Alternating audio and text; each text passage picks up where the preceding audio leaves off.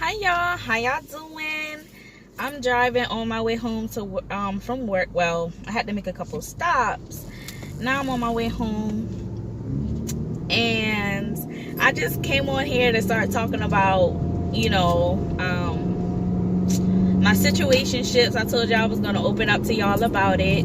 I'm a little nervous because I'm super private. Like, me and my best friend's been talking. My best friend was talking. She was like, "Gabby, you're so private. Like, I can't believe you're gonna do this." I can't believe I'm gonna do it either, but hey, it's a part of the Braided Chronicles. Okay, this braids, they done did something to me. Anyway, so I hope y'all can hear me because I got this thing in. Let me take it out. Hopefully that. Okay, whatever. So I have named all of them, and we're gonna start off with my first, which is Mr. Puppy Love. I named him Mr. Puppy Love because I was only 16, 17 years old. I don't feel as though I knew enough about love and true relationships and stuff like that. I mean, of course you're gonna have feelings for people, but I'm not gonna say it wasn't real, because my feelings for him definitely was real, but I was young. You see what I'm saying? So a lot of things that he did to me, a lot of things that I did to him, I blame that stuff on us for just being young. Like, why would I, still be mad at that or hold any grudges against him or whatever? So how we met, he contacted me on, I'm sorry if I'm like too loud, but like I'm super nervous. He contacted me on MySpace. Y'all remember MySpace? MySpace, okay? And the subject was Beautiful Girl. Y'all remember that song, that Sean Kingston song, Beautiful Girl? That, oh my god. So, and I saw that he had, before I even responded, I saw that he had a mutual friend or whatever, this girl that I grew up with in church or whatever. She's like, "Oh, he's cool, blah blah blah." I'm like, "Okay, we shall see." So we started emailing, on MySpace, back and forth. See, in my household, when I was growing up, we couldn't receive phone calls from boys until we were 16, and we couldn't go on dates until we were 17. Okay? So, let's see, like, we started, the first time I saw him, we started talking, of course, over MySpace and stuff like that, and we exchanged each other's numbers. I was really feeling him. Like, what I really loved about him was the fact that we could stay on the phone all day, like literally all freaking day, and we could like fall asleep on the phone, get back up, talk, laugh, kiki, all of that. And I really did like that about him. Like, we had so much to talk about back then. And let's see, what else can I say about Mr. Puppy Love? Like I said, he was my first, and come to find out, I was his first too. Okay, he did lie and say, that he wasn't or whatever. And I understand why guys would do that. They want to, feel like make the girl feel like they had more experience or whatever. And everything was good. That was the whole stick up. Okay, let me take it back some. Okay, so I was sneaking around. Sorry, mom and daddy, y'all already know anyway. I was sneaking around, going to see him like on the weekends and stuff like that, because like one of my friends, she had a car or whatever, and we'll go see, meet up or whatever. We was not having sex at that time. We was definitely not having sex at that time, but we were kids, we were fooling around and all that stuff. So this one funny story I can tell y'all, and I'm gonna try to tell y'all like one funny story, one bad story, where it went wrong. I'm trying to do something with this. So funny story, it was after the fair one. Yeah, it was after the fair one year. Me and my homegirl, we drove down there. Like, it was super late too. We drove down there, and me and him was messing around, and he put a hickey on my neck. Of course, I didn't know I had a hickey on my neck until the next morning. We woke up, and she was like, "Gabby, you got a hickey on you?" And I was like, "No." So we tried the cold spoon thing and everything. That thing would not get off of me, okay? So my parents came and picked me up on the way home from church. And the whole way home, I had my jacket up here like this, right? Being sneaky, trying to be sneaky. And we stopped to the store, and my head's so bad, y'all. Like, I don't be remembering stuff like that. Even when I'm trying to hide something, I still don't remember stuff like I'm supposed to. So my dad had said something, and I turned around. I dropped the jacket and I turned around and he saw them. He was like, trying to hit you on your neck. They blew it out of proportion. They definitely blew it out of proportion. I was not even having sex at that time. Was I doing something? I was going against the rules, of course. I mean, I was boy crazy. I had a little boyfriend, okay? Y'all little girls, don't go ahead and don't do that now. Don't do that. But, yeah.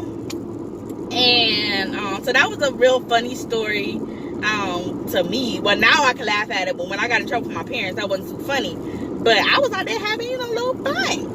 So, like I said, when I was 17, he finally came and took me on a date, which was not a date. Excuse this. I woke up this morning, was gone. It was not a date. We just rode around. And I won't say that I won't put all the blame on any of the men that I've been with, because I know I'm a little cuckoo for Cocoa Puffs. So, when we was riding down the road or whatever, like I said, we was just riding. I think we had went to Walmart and McDonald's, and that was it. And he brought me back home. So, on the way, like, back or whatever, he was ignoring me. Like, don't ignore me. Do not ignore me. Don't ignore me. Okay? That brings out a different side of me. Like, everybody I think that done come across me, like, they know that about me. Don't ignore me. I get a little crazy. A little cuckoo for Cocoa Puffs. And he was ignoring me, so I may or may not, allegedly, pull the wheel. And we kind of ran off the road. But, he had control and we were safe. And he pulled over. He was mad at me. He was like, why would you do that, nigga? Sorry. You was ignoring me. Like, what'd you want me to do? Huh? Anyway, so doing that. And then, okay, so where it started to go bad, I don't even remember how we broke up, to be honest. But we was broken up, but we were still doing everything that couples do. Or, always talking on the phone, talking to each other every day. And we were still, messing around. By this time, we was already having sex. So, I can't remember why we broke up the very first time. But we were supposedly trying to make things work. So, here comes the biggest lie I feel as though he's ever told me. Yes, the biggest lie I think he's ever told me. He had, y'all know, back in the day, we had initials under our text messages, right? So he had some initials down there. And I can't even say that's the biggest lie, because I didn't think of so many other lies this man done told me. Well, this boy at the time done told me or whatever. And he was like, oh, those initials, that's a song. And he was like real deep into like Lil Wayne and all that little rap songs and stuff like that. And back then I wasn't really on that. So I was like, okay, whatever, it's a song. But then my homegirl, my best friend since high school, she was like, that's X, Y, and Z initials. Hello, what? That's her initials, because he went to a different school, but he was talking to me and somebody else at my school. Where they do that at, bruh? Where they do that at? So I was real upset. I felt like though that was one of the biggest lies. I mean, he don't have females calling my phone. I can't even, yes, females with an S calling my phone, all on that little dumb stuff, little young dumb stuff, But yeah. And what else can I say about him? Let me see. But like I said, now we are very cool. We talk to each other every now and again. We're friends on Facebook, all of that good stuff. I don't hold no grudges against him. Hopefully he don't hold no grudges against me, because like I said, we're cool. And that's why I call it, that was a puppy love stage. That's when you first trying to figure relationships out. You trying to figure out what you like, what you gonna deal with, what you not gonna deal with, what you don't like. I'm being all nosy. Anyway, so that's why I call it the puppy love stage. And I think that's how we were able to remain friends, because we both understand that we were both childish. We ain't know no better. We just trying to figure everything out. We did have some really fun times that I will not speak of. But if he ever sees this video, he already knows. My best friend already knows. We had some time. And it was some good times. Fun times. Stuff we'll never forget.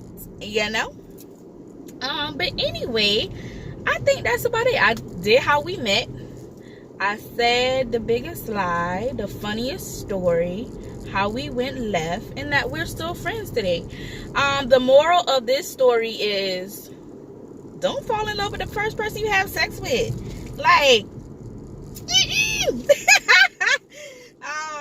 and I'm not gonna say don't sit there and think that this is gonna be your end all be all end all be all. Just don't think that. It's other men out there. I ain't saying have sex with every Tom, Dick, and Harry, but date to figure out whatever else you like and stuff. And if y'all become friends, or if y'all meet back up and get back in a relationship, have a kid, get married, whatever later on in the future, okay, that's cool. But at that age, keep your options open, child. You don't know no better. You don't know no better. So yeah, that's my story on Mr. Puppy Love. That's my woosah on him. Like I said, we still cool now to this day. And I'm not on here to bash anybody. I'm just on here to tell my truth. I'm not on here to bash anybody or say anything that'll embarrass them or anything like that, because I wouldn't want anybody to do that to me. With this guy, me and him had some like I said, real childish moments, like online or whatever, going back and forth, X, Y, and Z. But like I said, we were kids. That's stuff that kids do. I moved on from that. You see what I'm saying? So that's chapter 1 of this Braided Chronicles. Okay. So be on the lookout for a Ace-Off haul, because I'm about to go home and do that right now. I have to go pick up the clothes from my mom's house and then go home and do my Ace-Off haul. And then you guys should be on the lookout for chapter 3 of the Braided Chronicles. And I do have to read y'all that letter. I'm gonna try to get that letter read to y'all at the beginning of this. Y'all should have already seen that. But